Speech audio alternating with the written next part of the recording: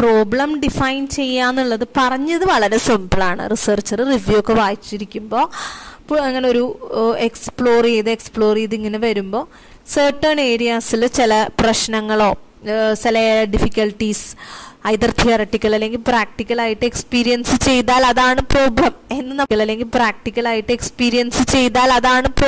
എന്ന് നമ്മൾ പറയാൻ വളരെ സിമ്പിളാണ്. പക്ഷെ ഒരു ജെനുവിൻ പ്രോബ്ലം ഐഡന്റിഫൈ ചെയ്യുക എന്നുള്ളതാണ് വളരെ ബുദ്ധിമുട്ട്. കാരണം മിക്ക റിസർച്ചുകളും ഒരു പ്രോജക്റ്റിന്റെ സ്കോപ്പ് വിട്ട് വളരാതിരിക്കാനുള്ള മെയിൻ റീസൺ ഇത്ര ഐഡന്റിഫിക്കേഷൻ മോശമായിട്ടാണ്. നമ്മളങ്ങ് ഒരു പ്രോബ്ലത്തിനെ നമ്മൾ അസ്യൂം ചെയ്യാണ്. We are not bothering actually do such a problem exist. അങ്ങനെ ഒരു പ്രോബ്ലം എക്സിസ്റ്റ് ചെയ്യുന്നുണ്ടോ എന്ന് പോലും നമ്മൾ കൺസിഡർ ചെയ്യില്ല. We just think that it exists. ഇതുണ്ട് അങ്ങ് ഊഹിക്കുകയാണ്. അപ്പൊ പ്രോബ്ലത്തിനെ ഡിഫൈൻ ചെയ്യുക എന്ന് പറയുന്നത് എന്താ പറയാ, വളരെ ഇമ്പോർട്ടൻ്റ് ആണ്, റെലവെന്റ് ആണ്, ഇമ്പോർട്ടൻ്റ് ആണ്, ഡിഫിക്കൽട്ടും ആണ്. So how do we define a problem എന്നാണ് അതിന് സോഴ്സസ് ഓഫ് റിസർച്ച് പ്രോബ്ലംസ് എന്നാ പറയുന്നത്. നമുക്ക് എങ്ങനെ റിസർച്ച് പ്രോബ്ലം കിട്ടുക? നമ്മുടെ മനസ്സിൽ നിന്ന് വരുന്നതാണോ അതോ ഈസ് ഇറ്റ് സംവെയർ എൽസ്? അപ്പൊ അതെന്താണ് എന്നുള്ളതാണ്. അപ്പോൾ അതിൽ കുറച്ച് പോയിന്റ്സ് ആണ്. ഒന്ന് ബിസിനസ് പ്രോബ്ലംസ് ആണ്.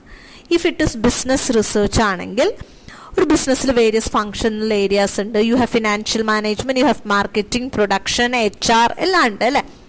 സോ ഇത്തരം ഏരിയാസിൽ അനുഭവിക്കുന്ന ഒരു real felt need or something which may need N answer or something which need A solution അല്ലെങ്കിൽ ആണോ, whether it is a policy problem, operational problem, management problem ആണോ, ഫങ്ഷണൽ ഏരിയ പ്രോബ്ലം ആണോ, അങ്ങനെ അതാണ് ബിസിനസ് പ്രോബ്ലം എന്ന് പറഞ്ഞത്. Business റിസർച്ചിൽ ശരിക്കും പറഞ്ഞ ഒരു പ്രോബ്ലം കണ്ടുപിടിക്കാൻ കമ്പാരിറ്റീവ്ലി എളുപ്പമാണ്. കാരണം നമ്മൾ ലിറ്ററേച്ചർ റിവ്യൂ ആയിട്ട് ഗ്യാപ്പ് ഐഡന്റിഫൈ ചെയ്തിട്ടൊന്നും ചെയ്യേണ്ട ആവശ്യമില്ല.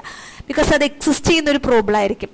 ആ പ്രോബ്ലത്തിൽ നിന്ന് ബാക്കോട്ടാണ് നമ്മൾ സഞ്ചരിക്കുന്നത്. കുറച്ച് ബാക്കോട്ട് സഞ്ചരിച്ചിട്ട് ഏരിയ എല്ലാം കറക്റ്റ്ലി ഡിഫൈൻ ചെയ്തിട്ട് നമ്മൾ പിന്നെ മുന്നോട്ടേക്ക് സൊല്യൂഷനിലേക്ക് പോകുകയാണ് ആക്ച്വലി ബിസിനസ് റിസർച്ചിൽ നമ്മൾ ചെയ്യുക.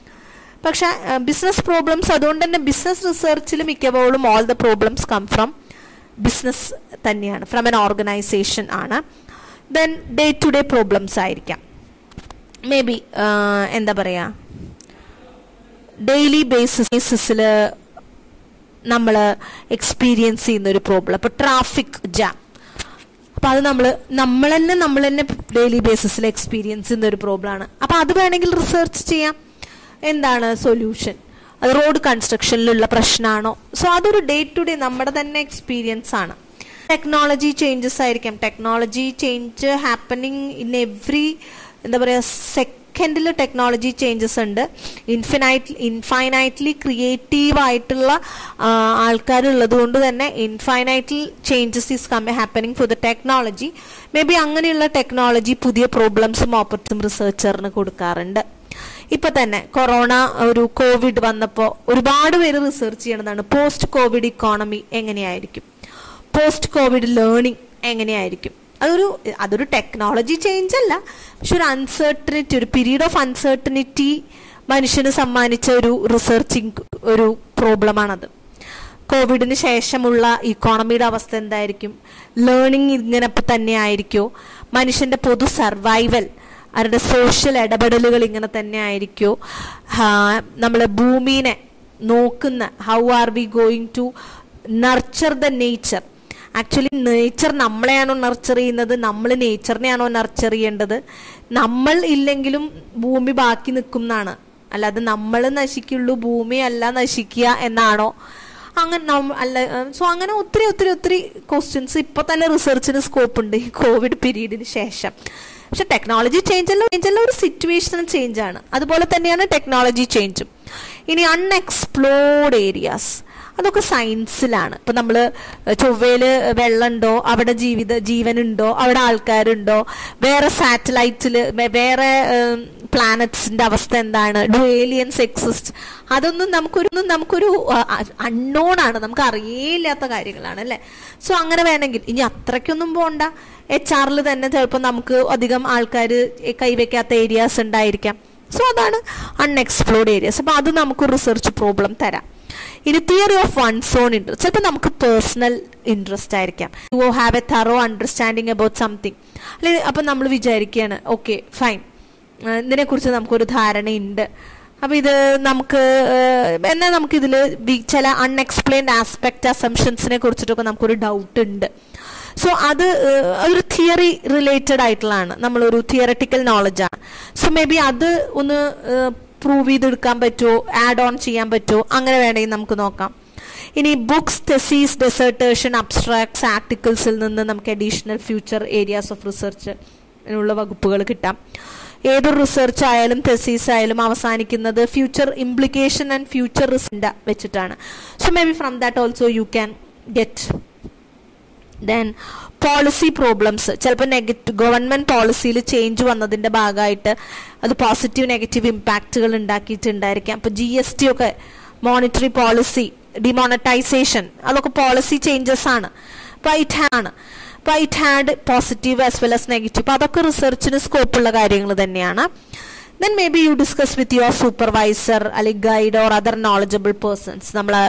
നമ്മൾക്ക് പരിചിതമായ നമ്മുടെ ഗൈഡിനെയും നമ്മളുടെ സ്കോളേഴ്സിനെയും ഒക്കെ വെച്ച് ഡിസ്കസ് ചെയ്ത് നമ്മൾ തീരുമാനിക്കുന്ന ഏരിയ ആകാം. സോ ഓൾ ദോസ്, ഇതൊക്കെ ഇവിടെ ഇങ്ങനെയൊക്കെയാണ് നമുക്ക് research problem. Next is points to be considered while selecting a problem ആണ്. ഒരു പ്രോബ്ലം സെലക്ട് ചെയ്യുമ്പോൾ കൺസിഡർ ചെയ്യേണ്ട പോയിന്റ്സ് ആണ്. സോ നമ്മൾ പറഞ്ഞു how you are going to define a problem, നമ്മൾ എങ്ങനെയാണ് പ്രോബ്ലം ഡിഫൈൻ ചെയ്യുന്നത്. Then from what are the various sources from which will get the problem എന്ന്. ഇനി നമ്മൾ the various sources from which will get the problem എന്ന്.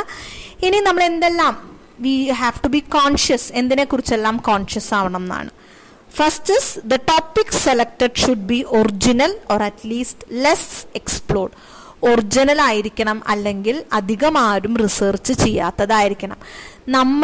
നമുക്കൊരു ദിവസം ഇന്ന് രാത്രി ഉറങ്ങാൻ കിടന്നിട്ട് രാവിലെ എണീറ്റപ്പോൾ ഒരു ബോധോദയം ഉണ്ടായിട്ട് നമ്മൾ എടുത്തൊരു ടോപ്പിക് ആവരുത്, അല്ലെങ്കിൽ അന്ന് അതായിക്കോട്ടെ, എനിക്കിപ്പോൾ തോന്നുന്നു അതാണ് പ്രോബ്ലം, അങ്ങനെ നമ്മൾ ചെയ്തതായിരിക്കരുത്. അതുപോലെ തന്നെ ലെസ് എക്സ്പ്ലോർഡ്, ഒരുപാട് പേര് ആവർത്തിച്ച് റിസർച്ച് ചെയ്ത് ഒരു ടോപ്പിക്കും ആവാനായിട്ട് പാടില്ല. then it should be socially relevant and useful. എല്ലാം നമുക്ക് ചിലപ്പോൾ സോഷ്യലി റെലവൻറ്റ് ഇഷ്യൂസ് കിട്ടണം എന്നില്ല, പക്ഷെ സ്റ്റിൽ നമ്മൾക്ക് ഒരു റിസർച്ചിന് PhD കിട്ടുക എന്ന് മാത്രം ആവരുത് ആ ടോപ്പിക്കിന്റെ ഉദ്ദേശം. സംഭവ ഒരാൾക്ക് അതുകൊണ്ടൊരു ഉപകാരം ഉണ്ടായിരിക്കണം, നമ്മളല്ലാതെ കണ്ട്. then it should be interesting to the researcher and should fit to his aptitude. റിസർച്ച് ചെയ്യുന്ന ആളുടെ താല്പര്യം, അവരുടെ അഭിരുചി, അതിനനുസരിച്ചിട്ടുള്ള ഒരു ടോപ്പിക് ആയിരിക്കണം. It should be from an area of researcher specialisation. റിസർച്ചറുടെ സ്പെഷ്യലൈസേഷൻ എന്ന് ഉദ്ദേശിക്കുന്നത് നോർമലി PG കഴിഞ്ഞാലേ നമുക്ക് PhD ചെയ്യാൻ പറ്റുള്ളൂ. അപ്പോൾ ആ PG ആണ് നമ്മുടെ സ്പെഷ്യലൈസേഷൻ എന്ന് പറയുന്നത്. I am a person who is having a post graduation in business administration specialised in HR and finance. So എൻ്റെ research either in HR or finance in MBA ആയിരിക്കണം. and it should correspond to research ability. ഇപ്പം നമ്മുടെ area ആണ്, നമ്മുടെ സ്പെഷ്യലൈസേഷൻ്റെ area ആണ്, നമുക്ക് interest ആണ്, പക്ഷെ ഒത്തിരി കാൽക്കുലേഷൻ, മാത്തമാറ്റിക്കൽ സിമുലേഷൻസ് ഒക്കെ ഉണ്ട്. And I M A person who is basically very weak in maths ആണെങ്കിൽ നമ്മൾ ആ ടോപ്പിക്ക് പോയി എടുക്കരുത്, ബിക്കോസ് അത് നമുക്ക് റിസർച്ച് ചെയ്ത് പഠിപ്പിക്കാൻ ചിലപ്പോൾ പറ്റിയെന്ന് വരില്ല. സോ നമ്മുടെ കഴിവുകൾ കൂടി നമ്മൾ പരിഗണിക്കണം. It should B friendly for research, amicable ആയിരിക്കണം, റിസർച്ച് ചെയ്യാൻ പറ്റുന്ന ഒരു ടോപ്പിക് ആയിരിക്കണം. നിലവിലുള്ള ഫെസിലിറ്റീസോ കാര്യങ്ങളോ ഒന്നും വെച്ചിട്ട് നമുക്ക് ആ ടോപ്പിക്കിനെ കുറിച്ച് നമുക്ക് മനസ്സിലാക്കി എടുക്കാൻ പറ്റില്ല എങ്കിൽ നമ്മൾ എന്ത് ചെയ്യരുത്? You should not go and do research in that. Then it should be clear and focus and objective ഉണ്ടായിരിക്കണം, ഭയങ്കര ക്ലാരിറ്റി ഉണ്ടായിരിക്കണം. ആക്ച്വലി നമ്മൾ എന്ത് സൊല്യൂഷനാണ്, എന്ത് പ്രോബ്ലമാണ് സോൾവ് ചെയ്യാൻ ശ്രമിക്കുന്നത്, എന്താണ് എന്നുള്ള ക്ലാരിറ്റി ഉണ്ടായിരിക്കണം. ഡൈവേർട്ടഡ് ആയി പോകരുത്. ഒരു ചെറിയൊരു ഇഷ്യൂവിനെ എടുത്തിട്ട് അതിൻ്റെ ചുറ്റുമുള്ള വേറെ കുറേ കാര്യങ്ങളിലേക്ക് അങ്ങനെ ബൈഫോർക്കേറ്റ് ചെയ്ത് പോവുക. പ്രാക്ടിക്കൽ ഫീസിബിലിറ്റി എപ്പോഴും ചെക്ക് ചെയ്യണം. When you selecting a problem, കുറച്ചൊരു സെറ്റ് ഓഫ് കാര്യങ്ങളുടെ ബേസിൽ നമ്മൾ പ്രാക്ടിക്കൽ ഫീസിബിലിറ്റി സോർട്ട് ഔട്ട് ചെയ്യണം. എന്ന് വെച്ചാൽ പ്രാക്ടിക്കൽ ഫീസിബിലിറ്റി എന്ന് ഉദ്ദേശിക്കുന്നത് whether it is adequate and suitable data available. നമ്മൾ ഈ പ്രോബ്ലം സെലക്ട് ചെയ്യുന്നു, പക്ഷെ ഈ പ്രോബ്ലം റിസർച്ച് ചെയ്ത് സോൾവ് ചെയ്തെടുക്കാൻ മാത്രം ഡേറ്റ കിട്ടില്ലെങ്കിൽ നമുക്കത് പ്രാക്ടിക്കലി ബുദ്ധിമുട്ടാണ്. വളരെ സോഷ്യലി റെലവൻ്റ് ആണ്, നമ്മൾക്ക് റിസർച്ചറിൻ്റെ ഇൻട്രസ്റ്റ് ഉണ്ട്, ഹൈലി നമുക്ക് ഈ ഒരു ഏരിയയിൽ എബിലിറ്റി ഉണ്ട്, നമ്മുടെ സ്പെഷ്യലൈസേഷൻ ആണ്. ബട്ട് സ്റ്റിൽ പ്രാക്ടിക്കലി ഇത് ചെയ്തെടുക്കാനുള്ള ഡേറ്റ ഇല്ല വെച്ച് കഴിഞ്ഞാൽ നമ്മൾ അതിന് പോവാതിരിക്കുകയാണ് നല്ലത്. Whether there is access to organization and response. നമ്മളൊരു ഓർഗനൈസേഷനെ അല്ലെങ്കിൽ നമ്മൾ ഇത്തരം പ്രശ്നങ്ങൾ അഭിമുഖീകരിക്കുന്ന കുറച്ച് ആൾക്കാരോട് നമുക്ക് ഇൻ്റർവ്യൂവോ സർവേയോ ഒക്കെ നടത്തേണ്ടി വരും. അവരെ നമുക്ക് കയ്യിൽ കിട്ടില്ല എന്നുണ്ടെങ്കിൽ പിന്നെ നമ്മൾ അതിനെ പോവരുത്. whether cooperation will be forthcoming from organization and respond. ഈ പറയുന്ന ആൾക്കാരെ ആക്സസ് ചെയ്യാൻ പറ്റുമോ, അവർ ഇത്തരം കാര്യങ്ങളിൽ സഹകരിക്കുമോ, what are the resources required and how they are available. നമ്മൾക്ക് ഇതിനാവശ്യമായിട്ടുള്ള റിസോഴ്സസ് അവൈലബിൾ ആണോ, അത് ഉണ്ടെങ്കിൽ തന്നെ നമുക്കത് അവൈലബിൾ ആണോ, whether the topic within the limitation of our research, നമ്മളുടെ സ്കോപ്പിന് നമ്മൾക്കുള്ള മണി വെച്ചിട്ടും നമുക്കുള്ള എബിലിറ്റി അങ്ങനെ നമുക്ക് ചെയ്തെടുക്കാൻ പറ്റുന്നതാണോ എന്നുള്ള കാര്യങ്ങളൊക്കെ നമ്മൾ എന്ത് ചെയ്യണം, ക്രോസ് ചെക്ക് ചെയ്യണം. Practical feasibility in terms of adequate and suitable data, whether you can find considerable number of respondents or organization, whether they will cooperate with your research, whether you have sufficient quantity of resources, and whether the top എന്നുള്ള കാര്യങ്ങൾ നമ്മൾ cross check ചെയ്താൽ മാത്രമേ practically ഇത് feasible ആണോ എന്ന് പറയാൻ പറ്റുള്ളൂ. And last it should B complete within time limits. ഇപ്പോൾ നിശ്ചിതമായൊരു സമയത്തിനുള്ളിൽ പൂർത്തീകരിച്ചെടുക്കാൻ പറ്റുന്നൊരു കാര്യമായിരിക്കണം. ഇപ്പോൾ നോട്ട് എവറിത്തിങ് എങ്ങനെയല്ല, വലിയ huge research projects, science project ഒക്കെ ആണെങ്കിൽ ചിലപ്പോൾ ഇയേഴ്സ് എടുക്കാം. പക്ഷെ അതല്ല നമ്മളപ്പോൾ അതിൽ R&Dയിൽ ഒരു സയൻറ്റിസ്റ്റ് ആണെങ്കിൽ ഓക്കെ, പക്ഷെ പ്രോബ്ലത്തിന് സൊല്യൂഷൻ കണ്ടുപിടിക്കാൻ ആഗ്രഹിക്കുന്ന അല്ലെങ്കിൽ റിസർച്ച് ചെയ്യുന്ന ഒരാളാണെങ്കിൽ ഇറ്റ്സ് ഓൾവേസ് ടൈം. സോ നമ്മൾ ഈ ഫോർമുലേഷൻ ഓഫ് ദ പ്രോബ്ലത്തിനെ തന്നെ സ്പെസിഫിക്കേഷൻ ഓഫ് ദ പ്രോബ്ലം എന്ന് നമ്മൾ പറയും. ഇപ്പോൾ ഫോർമുലേഷൻ ഓഫ് എ പ്രോബ്ലം എന്ന് പറഞ്ഞു കഴിഞ്ഞാൽ ഇറ്റ്സ് മോർ ഇമ്പോർട്ടൻറ്റ്, അതിൻ്റെ ആക്ച്വൽ സൊല്യൂഷനെക്കാട്ടിലും അതൊരു ഇമ്പോർട്ടൻ്റ് ആയിട്ടുള്ള ഒരു കാര്യമാണ്. Because once you define your problem very well, പിന്നെ നമുക്കത് മാത്തമാറ്റിക്കലി അല്ലെങ്കിൽ ഒരു എക്സ്പെരിമെൻ്റലായിട്ട് നമുക്കത് പ്രൂവ് ചെയ്തിട്ടോ അല്ലെങ്കിൽ അതിൻ്റെ സൊല്യൂഷൻ കണ്ടുപിടിച്ചാൽ മതി. പക്ഷെ how well you are defining your problem, അതാണ് അതിന് സ്പെസിഫൈങ് അല്ലെങ്കിൽ സ്പെസിഫിക്കേഷൻ ഓഫ് ദ പ്രോബ്ലം എന്ന് കൂടി പറയും. അപ്പോൾ അത് ശരിക്കും എങ്ങനെയാണെന്ന് വെച്ച് കഴിഞ്ഞാൽ ഭയങ്കര ബ്രോഡായിട്ടാണ് ആദ്യം ഒരു പ്രോബ്ലം ഉണ്ടാവുക. പിന്നെ നമ്മൾ ഡിഫൈനിങ് എന്ന് പറയുമ്പോൾ ഇറ്റ്സ് എ പ്രോസസ്സാണ് that involves a progressive narrowing of the scope and sharpening of the focus of questions till the specific challenging questions are finally post.